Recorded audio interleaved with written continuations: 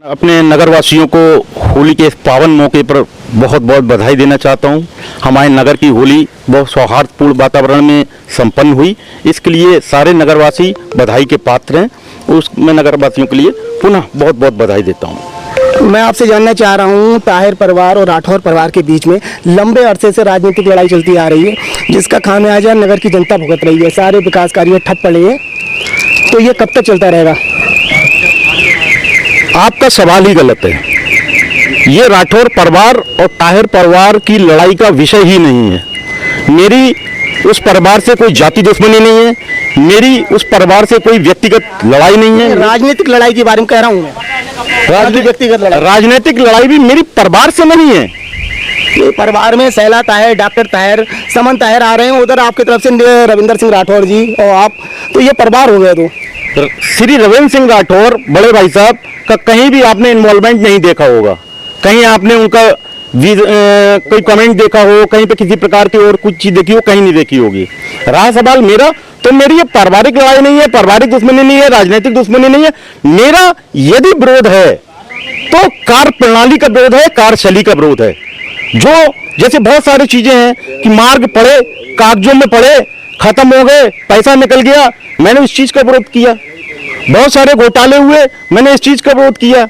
मैं सिर्फ नगर पालिका में जो अनैतिक कार्य हो रहे हैं, मैं उन अनैतिक कार्यों का विरोध करता हूं। मेरा न किसी परिवार से लड़ाई है, न किसी व्यक्ति से लड़ाई है।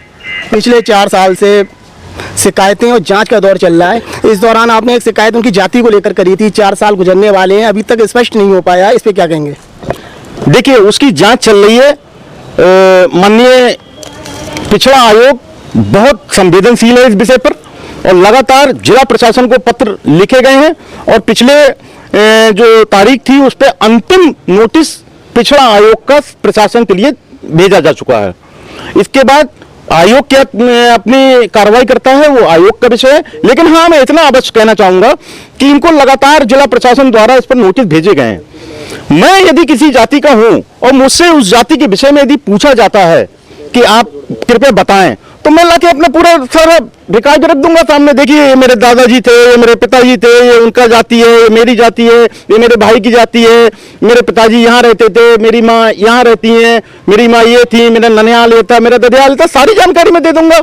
लेकिन वो आखिर क्यों इस चीज से बच रही हैं? इसका कारण है कि कहीं ना कहीं ये बात सच है, जो मैंने शिकायत की है वो सही है। नहीं, वो स्पष्ट नहीं कर रही हैं, लेकिन प्रशासन का काम है जांच करना और स्पष्ट कराना कि वास्तव में इनकी जाति है क्या। तो प्रशासन क्यों नहीं करवा पा रहा है? बिल्कुल प्रशासन करेगा, क्यों नहीं करेगा? प्रशासन का ये दायित्व है, प्रशासन अपने दायित्व को निर्वहन करेगा। लेकिन चूंकि प्रशासन दूसरे पक्ष को भी सुनना चाहता है, लेकिन वो आ नहीं रही है।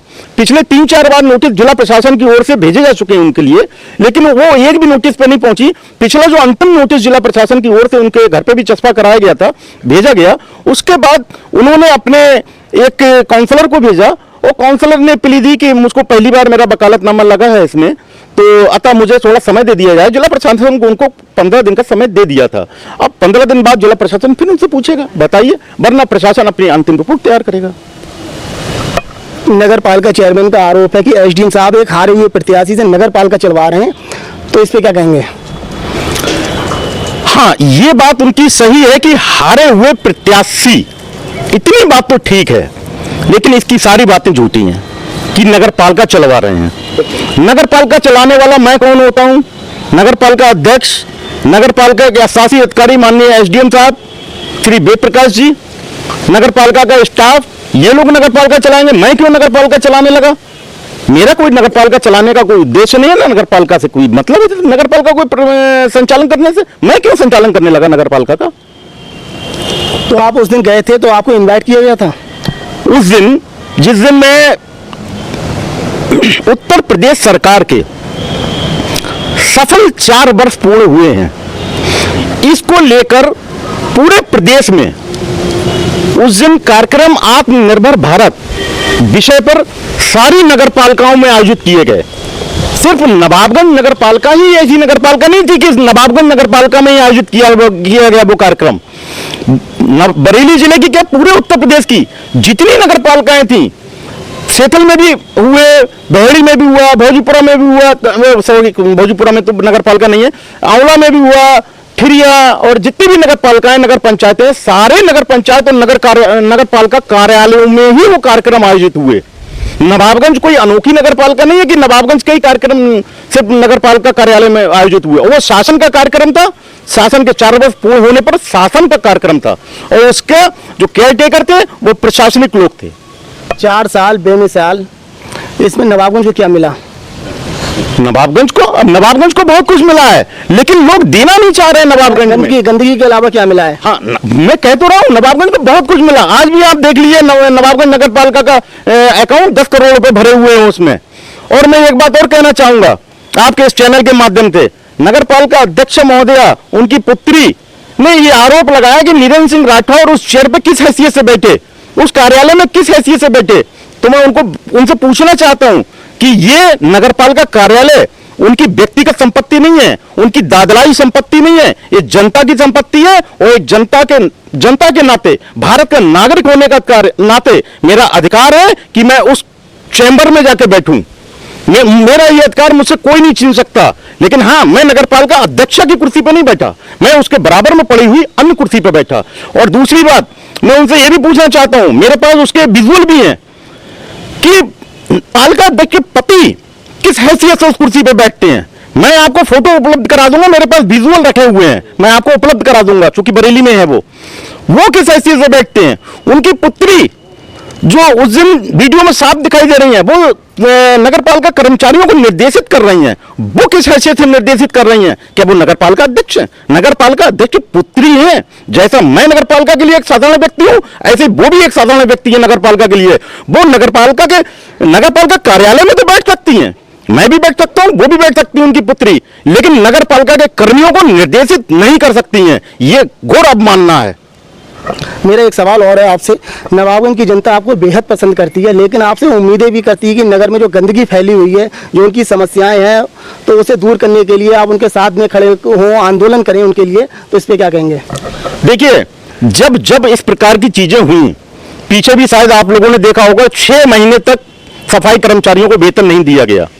6 महीने तक लंबे समय तक हड़ताल चली, नगर बिल्कुल नरक की स्थिति में आ गया। भीषण गंदगी, महामारी फैलने लगी।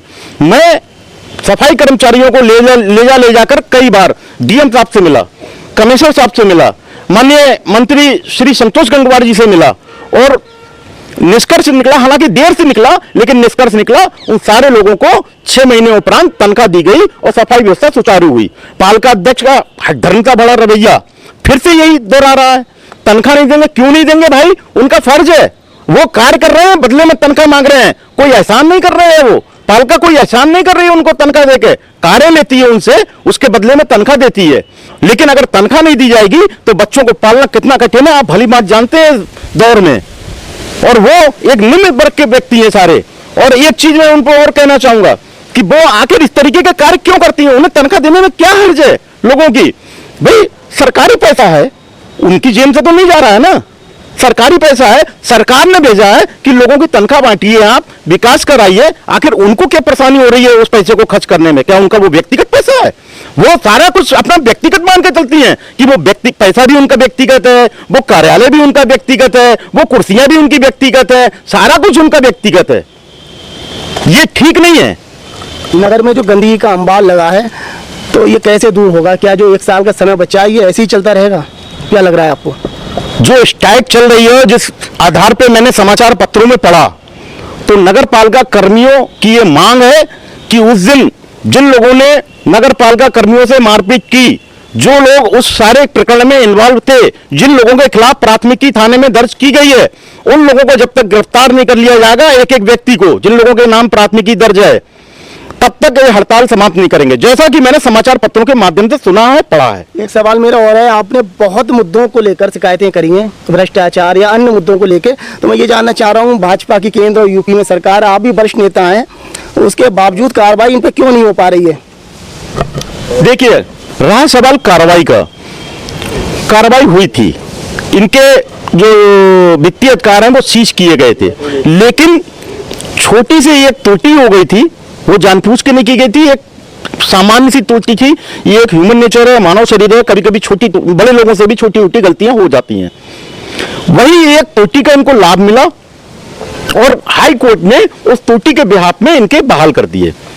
उसके बाद प्रदेश सचिवालय के माध्यम से इनको पुनः नोटिस जारी हुए कि आप इसका जवाब दें, लेकिन कोरोना काल में कभी ये बता देती थी कि मुझे बुखार आ रहा है, कभी कोरोना काल है, कभी सिर में दर्द हो रहा है, कभी बीपी बढ़ गया है। इस प्रकार से ये लगातार जवाब देने से बचती रही। सही व्यक्ति, ईमानदार व्यक्ति, जो सही काम करने वाला व्यक्ति है, वो कभी जवाब देने से नहीं बचता है। जवाब देने से हमेशा वही व्यक्ति बचता है जिसके मन में चोर होता है, जिसके मन में पाप होता है। आगामी जो नगर पालिका का चुनाव होने वाला है, उसमें आप सैला ताहिर से मुकाबला करने के लिए तैयारी कर रहे हैं अभी से? कैसा रहेगा जो आगामी जो चुनाव होगा नगर पालिका अध्यक्ष का? देखिए, आपने एक सवाल पूछा कि तैयारी कर रहे हैं। यहाँ इस प्रकार से चुनाव की तैयारी का कोई विषय नहीं है। ये मेरा सवाल अलग है कि आगामी जो चुनाव होगा नगर पालिका अध्यक्ष का, तो अभी से किस तरीका की रणनीति बना रहे हैं आप? आगे क्या तैयारी रहेगी आपकी? देखिए, हम रणनीति वगैरह ये सारी चीजों पर विश्वास नहीं करते हैं। हम विश्वास करते हैं जनता के बीच रहिए, जनता से बात कीजिए, जनता के साथ अपने विचारों का आदान प्रदान करें, जनता की समस्याओं को सुने और जितना अधिकतम हो सके उसका निदान करने की कोशिश करें। मैं नहीं समझता राजनीति करने के लिए किसी और प्रकार की विशेष तैयारी करनी पड़ती हो कि आपको साहब एक गणित के 10 लेसन तैयार करने हैं, साइंस के 5 लेसन तैयार करने हैं। मैं नहीं समझता राजनीति करने के लिए किसी और प्रकार की तैयारी की आवश्यकता होती है। हाँ, रणनीति वो लोग बनाते हैं जिन लोगों के दिमाग में रणनीति नाम का कीड़ा चलता है। मेरे दिमाग में रणनीति नाम का कोई कीड़ा नहीं चलता है, ना मैं रणनीति बनाता हूं। मैं प्रभु को साक्षी मान के अपने कर्म पर पथ पर बढ़ने की कोशिश करता हूं और बढ़ता रहता हूं।